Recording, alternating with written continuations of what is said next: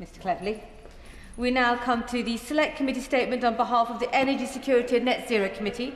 Bill Esterson will speak for up to 10 minutes, during which no interventions may be taken. At the conclusion of his statement, I will call members to ask questions on the subject of the statement.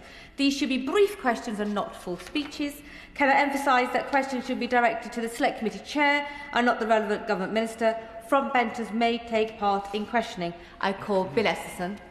Thank you, Madam Deputy Speaker, and with permission I will make a statement on the Government response to the Energy Security Net Zero Select Committee report tackling the energy cost crisis, which we published in October, and the Government response was published yesterday. This issue is very much at the heart of what families up and down the country are dealing with.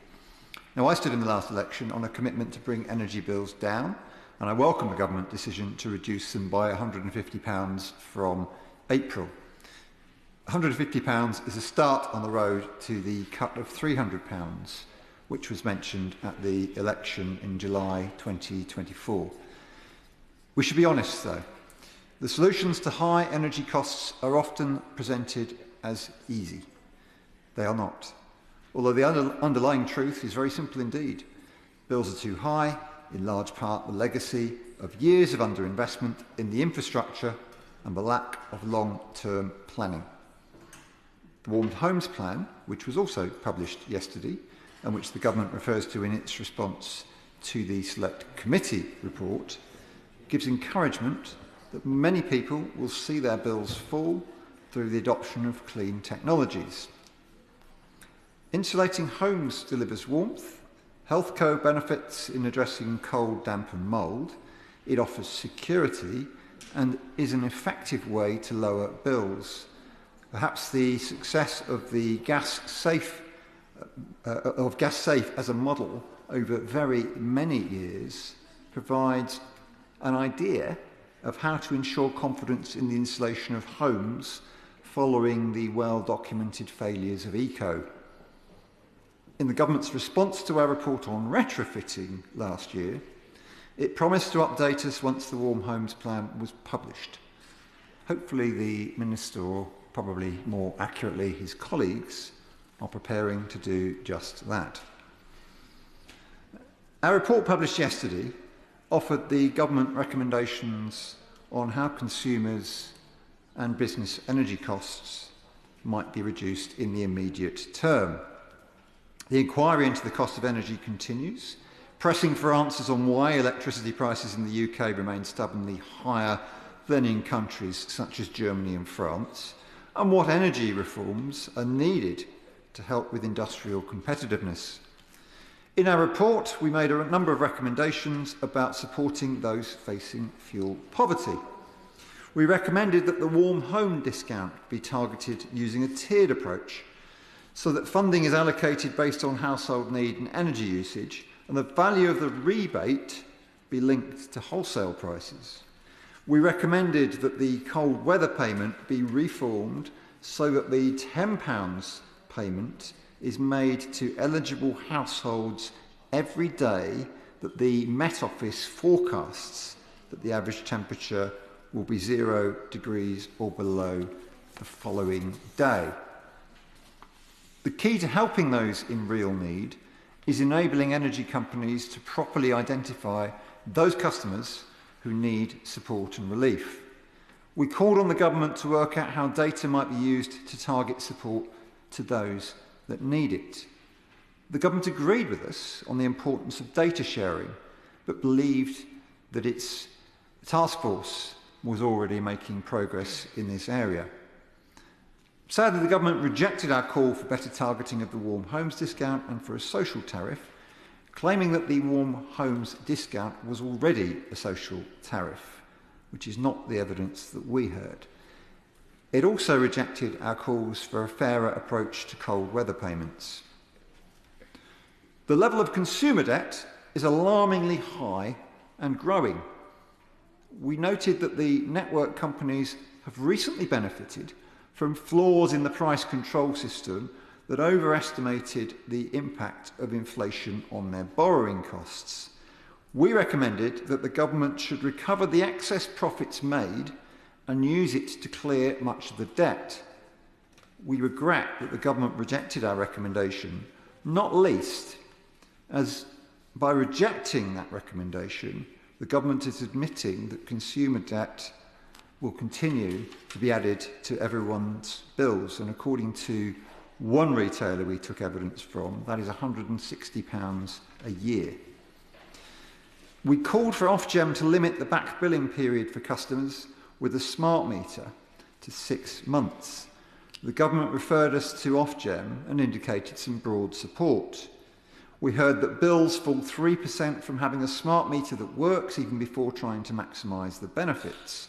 I'm pleased to say that we had agreement from the government about the importance of a better, more ambitious smart meter rollout.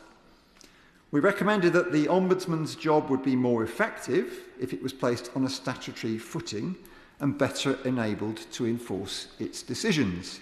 The government agreed with us.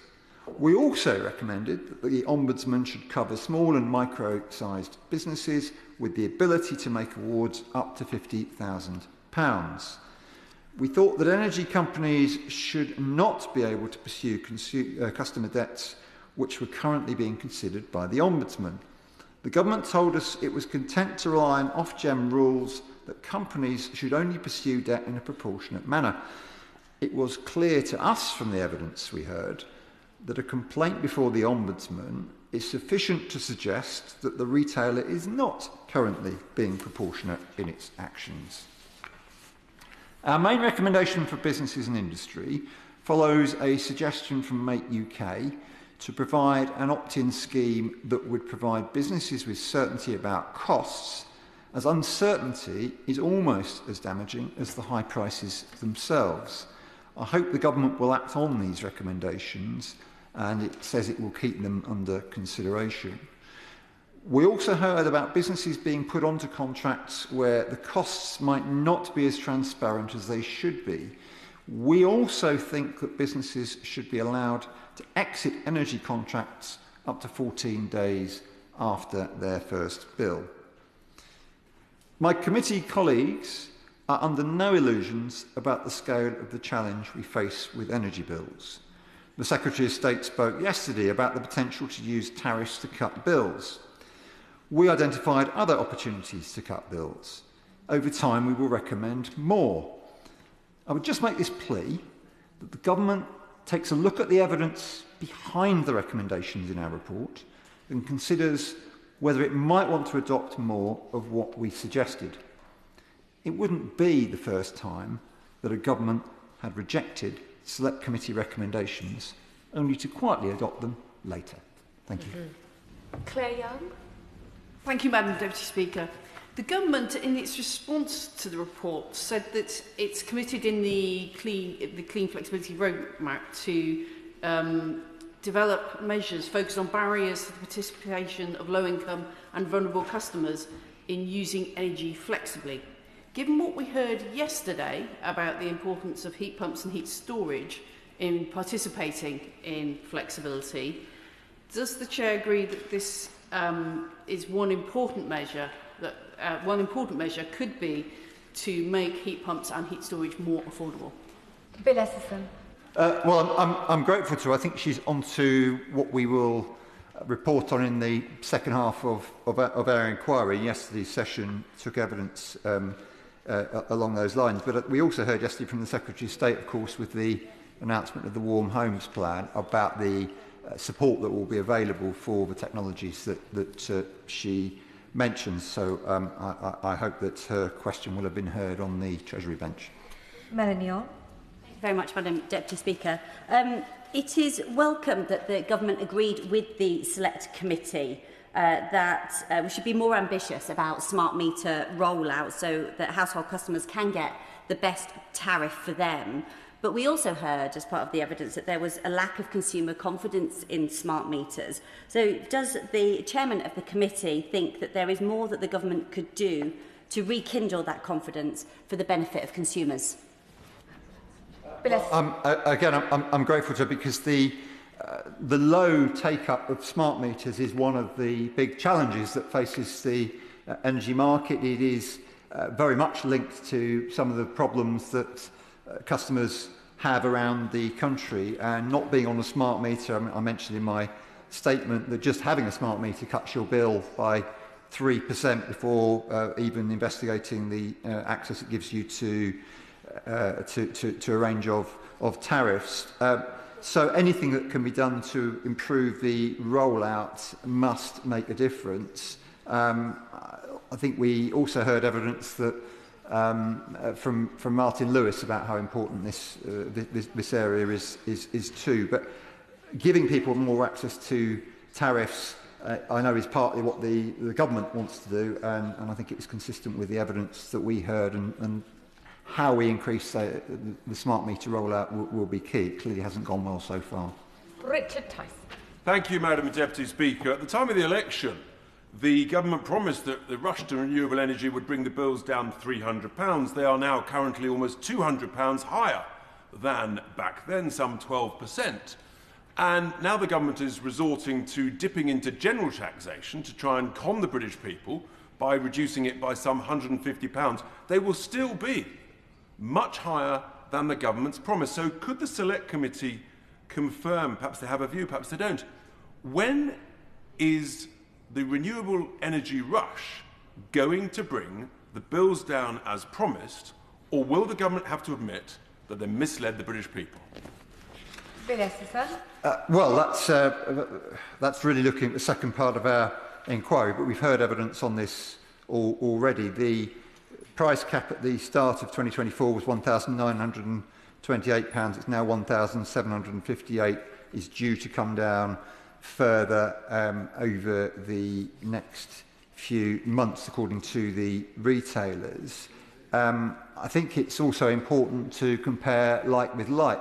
We have to increase the capacity of generation in this country, doing it by gas-fired power stations compared to renewables. Renewables are 40% cheaper than on a like-for-like comparison for new generation. We saw just in the last few days that Reform's favourite leader, Putin, intervened again, and we had an immediate spike in gas prices. So the evidence is very strong that the government is on the right track. We have the immediate fall in the price cap from the figures that I read out, and we have the government agenda. But we will be looking in the second part of our inquiry at much of the detail and making further recommendations on how to cut bills in the short term. Chris Hinchliff. Thank you, Madam Deputy Speaker. There are two conclusions in the Select Committee's inquiry that I think are particularly important. First, that reducing energy costs for everyone should be made the top policy priority, and secondly, that there is no shortage of money in the wider energy system. So I wonder whether the Chair of the Select Committee would agree with me that GB Energy is an important part of the answer here, because what we need is publicly owned generation, which is not about producing electricity for maximum profit, but producing electricity that can be sold at lower prices and drive down costs across the market. Grateful to him, and as I said in my statement, the years and years of underinvestment, which was the complete opposite of what was promised when the energy system was privatised in 1989, have led us to this place. It is the very, very large contributor to why we have the challenge with energy bills that we face now. Now, the committee heard evidence from E3G that as much as £500 profit is made in the private sector from an average household bill.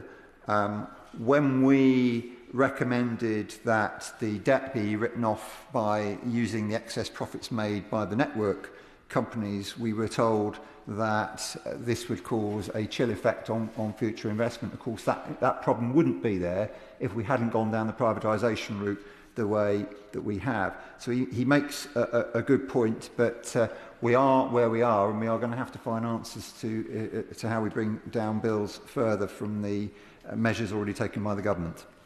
Final question, Jim Shannon. Thank you, Madam Deputy Speaker. Can I first of all thank the Chair and the Select Committee for considering this matter as a massive issue and their right to do so. Around some 40,000 older people, over 10% in Northern Ireland, live in poverty. Energy poverty is perhaps one of the biggest outlays that they have and is very, very critical. Did the Chair and the Select Committee consider what can be done to protect our elderly against the worst of energy crisis, which can really be life or death? Thank you. Esterson. It's a very important question. It was an important part of what we looked at in this first half of the inquiry. Our recommendations on the cold weather payments, I think, are relevant to what he has asked. Our recommendations on debt for those very many people because of the energy crisis who now face debt, I think, are linked as well. And we also made recommendations on the warm homes discount and on extending it to all on benefits. The government chose to stay with the current system, but these were very much recommendations that we supported for the reasons that he outlined. And as I said in finishing my statement, I hope the government will return to some of the recommendations that so far it hasn't accepted. That is the end of the Select Committee statement on energy costs. If front benches are shuffling over, they should do so now.